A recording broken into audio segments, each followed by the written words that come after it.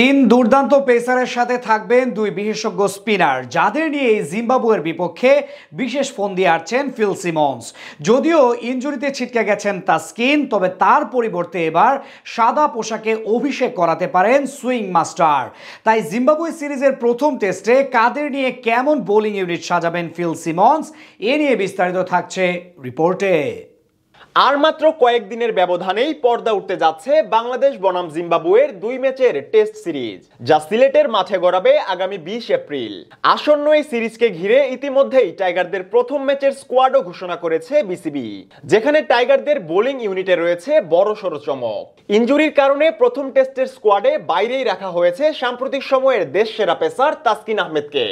গেল মৌসুমটাতে বল হাতে দুর্দান্ত ছন্দ দেখিয়েছেন ঢাকা এক্সপ্রেস খ্যাত এই বোলার। তাই সবার ভাবনাতেই ছিল জিম্বাবুয়ের বিপক্ষে টাইগারদের পেস ইউনিটের নেতৃত্ব দিবেন তিনি। তবে এবার তাসকিনের পরিবর্তে লাল সবুজের টেস্ট স্কোয়াডে প্রথমবারের মতন ডাক পেয়েছেন আরেক দুর্দান্ত পেসার তানজিম হাসান সাকিব। এছাড়াও পারফরমেন্সের তুঙ্গে থাকা একাধিক পেসারের সাথে রয়েছেন অভিজ্ঞ স্পিনাররাও। তাই এবার জিম্বাবুয়ের বিপক্ষে কেমন বোলিং ইউনিট নিয়ে মাঠে নামবেন ফিল সিমন্স, এ নিয়ে আলোচনার অন্ত নেই টাইগার ভক্তদেরও। এদিকে দুদলের সবশেষ টেস্ট লড়াইয়ে বিশাল এক জয় নিয়েই মাঠ ছেড়েছিল টাইগাররা।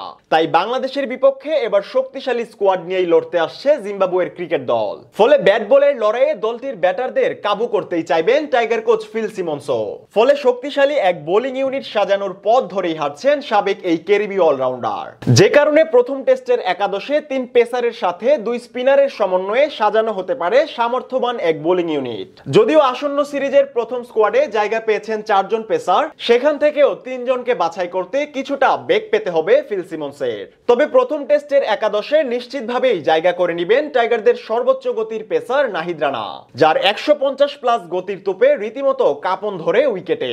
তাছাড়া পাকিস্তান কিংবা ক্যারিবীয় টেস্টেও তার হাতেই সাফল্য পায় টিম টাইগার্স। দ্বিতীয় পেসার হিসেবে একাদশে জায়গা করে নেবেন গেল বছরে দলের পেসারদের মধ্যে সর্বোচ্চ উইকেট শিকারী হাসান মাহমুদ।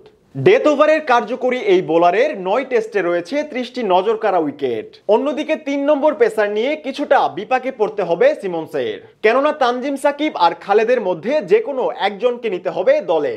সেক্ষেত্রে জোর সম্ভাবনা রয়েছে তানজিম সাকিবের প্রথম টেস্ট অভিষেকের। তাছাড়া বিপিএল এর পর ডিপিএল এও দারুণ ছন্দে আছেন এই সুইং মাস্টার, তাই 3 নম্বর পেসার হিসেবে জায়গা পেতে পারেন একাদশে।